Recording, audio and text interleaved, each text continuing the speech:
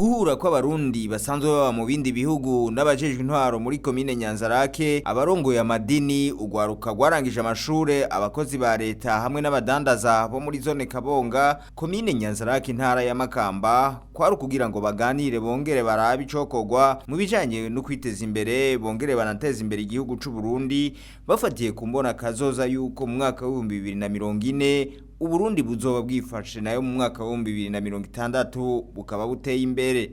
Mustanteri wa komine Nyanzarake Irankunda Marie Gorette yamenyeshe abaraho ko nubwo komine ifise imigambi itandukanye y'iterambere rikirarangurwa ko ari uguhoza ko kugira ngo iterambere rishikire umwene gihugu wese kuva hasi gushika hejuru. Rero dufashanya mwe bw'ugwaruka mu guteza imbere ikomine mu babandi mu bikorwa rusange.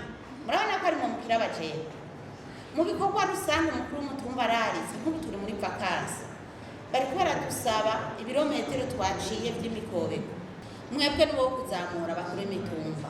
Bamwe mu barundi baba mu bindi bihugu byo ku migabane itandukanye bafashe amajambo baratanze impanuro aho basavye abari bitabiriye ico kiganiro guhindura ivyiyumviro gutyo kugira ngo bikunde bashikire iterambere rirama eka mbere n'igihugu bagiteza imbere. Twabonye ko hari abajene benshi nimufute ivyo kuzerize ivyo kuzera gukorera ubundi muntu nimugurura amaso mumenye ko umwanya ugiye utagaruka no kuvuga rero mukreye ama business yanyu.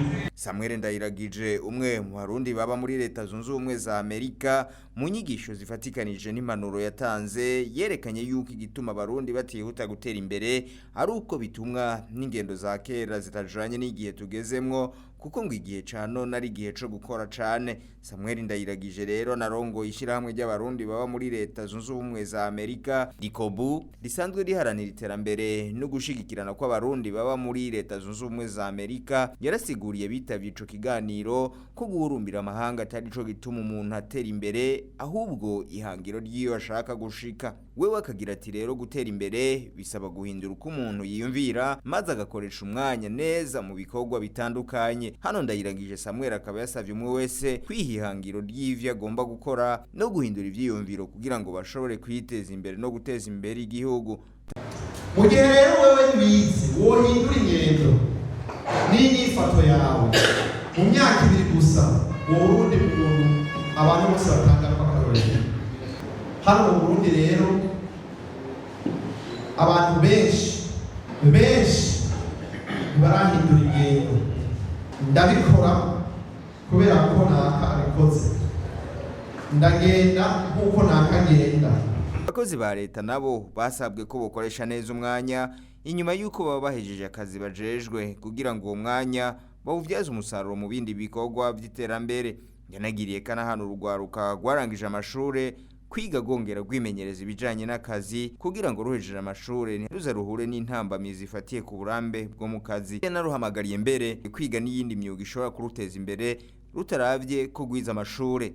Ico kiganiro rero kabaye n'akaryo keza ko kwerekana urwaruka rwahejeje amashure ya kaminuza rwijukiye kwiteza imbere biciye mu burimyi bw'imboga, igiterwa c'umwumbati no kugwiza ibizinu. Abadandaza bo bari bitabiriye ico kiganiro basavye ko bokoroherezwa mu kurondererwa amasoko manini abahuza n'abagwiza tunga baba bari mu gihugu canke hanze kugira ngo bikunde bagure urudandazwa rwabo. Patiri mukuru wa Paroisse Nyanzarake nawe yarashimye ico kiganiro tivyukuri hari hageze yuko umwene gihugu wese yikangura akinjukira ibikorwa vy'iterambere. Aha nawe nyene yasavye abakozi ba leta ko bokora n'ibindi bikorwa vyunganira imirimo basanzwe bakora. Ico kiganiro rero kikaba carangiye hashinzwe ihuriro ryo kuzoza bararabira hamwe imigambi y'iterambere yoshobora guteza imbere abene gihugu bo muri komine Nyanzarake bahereye ku misozi igize zone Kabonga eka mbere n'igihugu cose.